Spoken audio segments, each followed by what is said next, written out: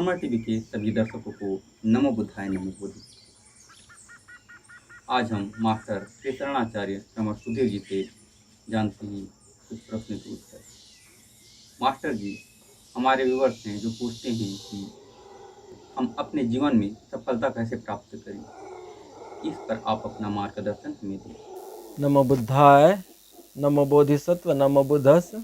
हमारे व्यूवर्स ने पूछा है कि हम अपने जीवन में सफलता कैसे प्राप्त करें।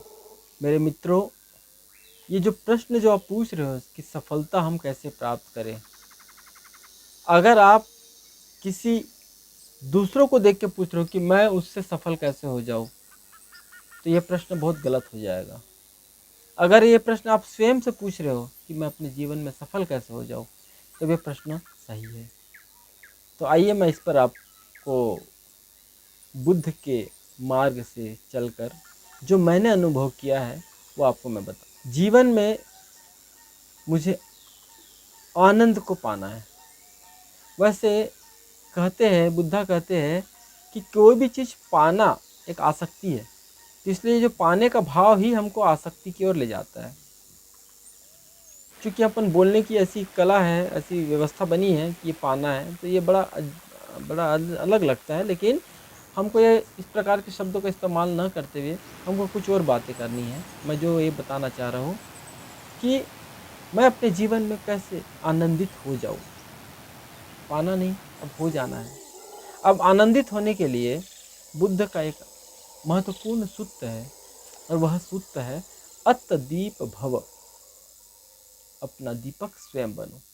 आप, ये सूत्र आपका और आपके लिए सीढ़ी है। इस सूत्र को आप समझ लीजिए तो आप सदा आनंदित हो जाओगे, सदा सफल हो जाओगे। सफलता पाना नहीं, सफल हो जाना है स्वयं के लिए। जैसे आप अपने बच्चों को बताइए, जब आपका बच्चा, अगर मान लो यूनिट टेस्ट वगैरह होते हैं उनके स्कूल में और परीक्षाएं होती है, तो बच्चा जब अपने मार्कशीट को देखता है, जब प्रोग्रेस रिपोर्ट को देखता है, प्रोग्रेस कार्ड को देखता है, तो बच्चा से ज़्यादा उनके माता पिता देखते हैं। तो वो देखते हैं कि मेरा बच्चा गणित में इतना नंबर पाया, इतना नंबर पाया। और वह माता पिता दूसरे बच्चों के प्रोग्रेस कार्ड को भी देखते हैं, और जब वो देखने के बाद फिर वो अपने बच्चे के साथ तुलना करते हैं, या अपने बच्चे की तुलना उस बच्चे से करते हैं। जहाँ ये तुलनात्मक चीज़ों को जब आप देखते हो, तुलनात्मक ढंग से जब देखते हो, तब वहाँ पर तनाव पैदा होता है। और आज जीवन में जो तनाव है लोगों के अंदर में, वो तनाव दूसरों के कारण है। मतलब दूसरों से तुलना करने के कारण तनाव है, और दूसरों से तुलना करने के कारण हमारे अंदर में एक भाव पैदा हो जाता है प्रतियोगिता का, कंपटीशन का।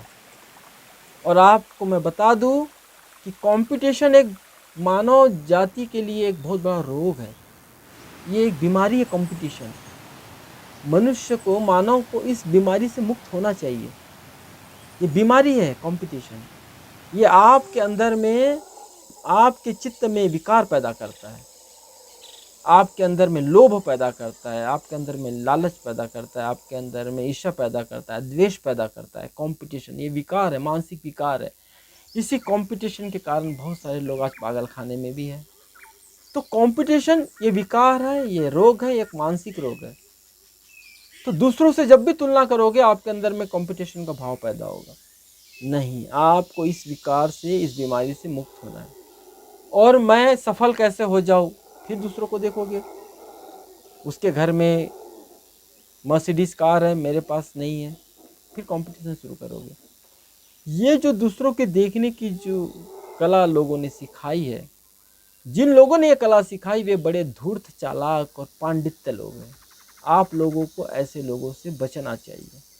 ये लोग आपके हितैषी नहीं, ये आपके बहुत बड़े दुश्मन हैं। बुद्धा कहते हैं अत्त दीप भव, 2500 साल पहले बोल के चले गए, वो कह के समझाया है लोगों को। और जिन्होंने समझा, तो इसलिए भारत विश्व गुरु कहलाया, भारत सोने की चिड़िया कहलाया। लेकिन हम ये सूत्र को भूल गए, स्वयं को जानने का भाव भूल गए। हम स्वयं को जाने, स्वयं को देखें, तो आपको सफल होने का एक सिंपल सा राज है इसी सूत्र से, जो मैंने अनुभव किया कि आप जब भी तुलना करें स्वयं से करें। जैसे उदाहरण के लिए मेरे को इस साल मेरे को अर्धवार्षिक परीक्षा में मेरे नंबर ऐसे ऐसे थे, तो आप तिमाही में कितने नंबर थे? अगर तिमाही में कम है तो मैं नीचे की ओर जा रहा हूँ, अगर ऊपर है तो मेरे नंबर बड़े हैं तो मैं ऊपर की ओर गति कर रहा हूँ, यानी मैं सफल हो रहा हूँ। तो अपने अंदर में आनंद का भाव पैदा कीजिए, स्वयं को ही देखकर, दूसरों को देखकर नहीं। वो आधा किलो खाना खाता है तो मैं नहीं खा पा रहा हूँ इसलिए मैं दुखी हो रहा, ऐसा नहीं। स्वयं को देखिए, स्वयं को ही जानिए। तो पहला सूत्र है अत्यदीप भव का